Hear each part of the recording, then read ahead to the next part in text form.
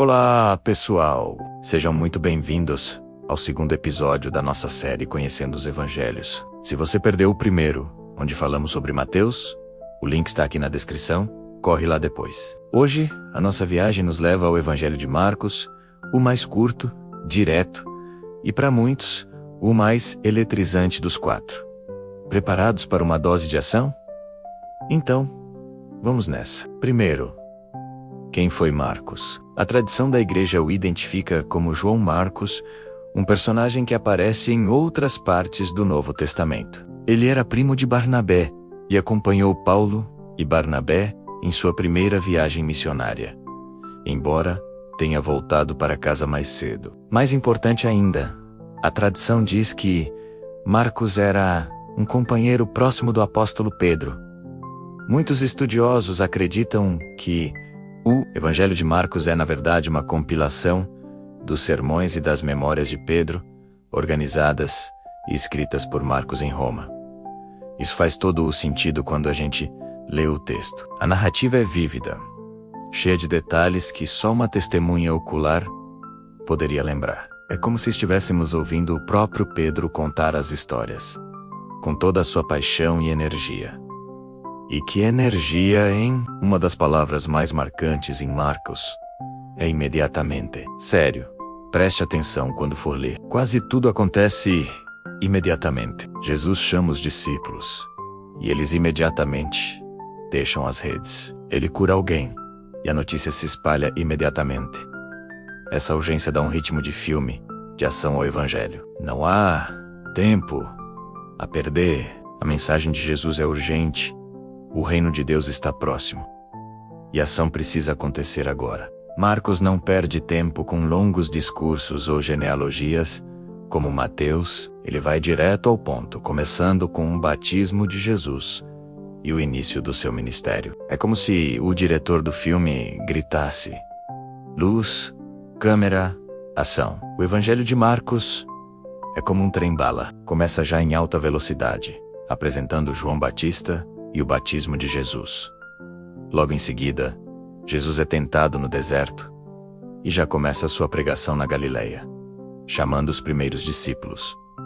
A estrutura é simples e focada na ação. Podemos dividir o livro em duas grandes partes. A primeira, que vai mais ou menos até o capítulo 8, acontece principalmente na Galileia. Nela, vemos Jesus como um mestre poderoso e um operador de milagres. Ele expulsa demônios, cura os doentes, acalma a tempestade e multiplica pães e peixes. O foco aqui é mostrar quem é Jesus através de suas obras. As multidões ficam maravilhadas, mas a pergunta central que permeia essa primeira metade é: quem é este homem? Os discípulos, os líderes religiosos, as multidões, todos estão tentando entender a identidade de Jesus. Ele realiza feitos incríveis, mas muitas vezes pede para que as pessoas não contem a ninguém sobre isso. Esse é o famoso segredo messiânico de Marcos. Por que Jesus faria isso? Uma das teorias é que Jesus não queria ser mal interpretado. As pessoas daquela época tinham uma expectativa muito específica sobre o Messias, um rei guerreiro, um libertador político, que expulsaria os romanos. Se Jesus se declarasse abertamente o Messias, as pessoas poderiam tentar coroá-lo rei à força, desviando completamente o foco da sua verdadeira missão. Ele precisava primeiro redefinir o que significava ser o Messias. E isso nos leva à segunda parte do Evangelho. O ponto de virada acontece no capítulo 8. Jesus pergunta aos seus discípulos: e vocês? Quem dizem que eu sou? E Pedro, sempre impulsivo, responde corretamente: tu és o Cristo. Bingo! Finalmente, alguém entendeu. Mas logo imediatamente depois dessa confissão, Jesus começa a ensinar algo chocante: que o Filho do Homem precisava sofrer, ser rejeitado morto, e depois de 3 dias, ressuscitar. Pedro, que acabou de acertar a identidade de Jesus, agora o repreende por dizer isso. A ideia de um Messias sofredor era impensável. E é aqui que a segunda parte do Evangelho começa. A partir desse ponto, o foco muda. O trem que estava em alta velocidade na Galileia, agora muda de trilho, e começa sua viagem lenta e deliberada, em direção a Jerusalém, em direção à cruz. Nessa segunda metade, Jesus continua a ensinar e a curar. Mas o tema principal é o discipulado e o custo de segui-lo. Ele diz: se alguém quer vir após mim, negue-se a si mesmo, tome a sua cruz e siga. A cruz, que antes era apenas um instrumento de tortura romana, começa a se tornar o símbolo central da missão de Jesus e da vida de quem o segue. Jesus está ensinando aos seus discípulos e a nós que o verdadeiro poder não está na dominação, mas no serviço. A verdadeira grandeza não está em ser servido, mas em servir e dar a vida pelos outros. Essa é uma inversão total de valores, tanto para aquela época quanto para a nossa hoje. Marcos retrata os discípulos de uma forma muito humana, até mesmo falha. Eles são lentos para entender, medrosos, discutem sobre quem é o maior entre eles. Mesmo depois de verem tantos milagres, eles ainda duvidam e no momento crucial, na prisão de Jesus, todos o abandonam e fogem.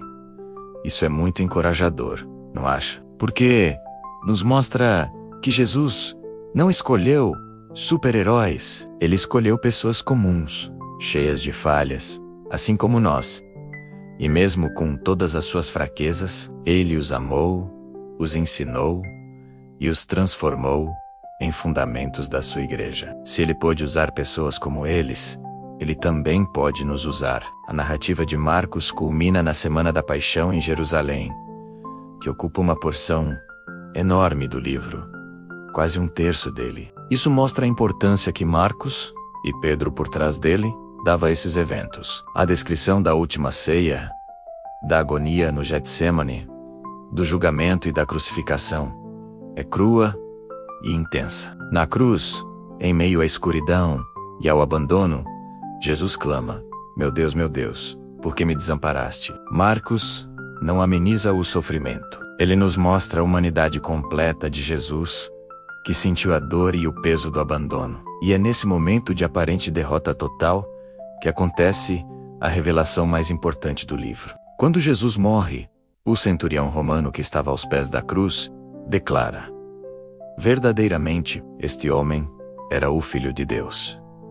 Percebe a ironia? Durante todo o ministério de Jesus, seus próprios discípulos lutaram para entender sua identidade. Mas é um gentio, um soldado inimigo, que no momento da maior fraqueza de Jesus, finalmente compreende e confessa a sua verdadeira identidade.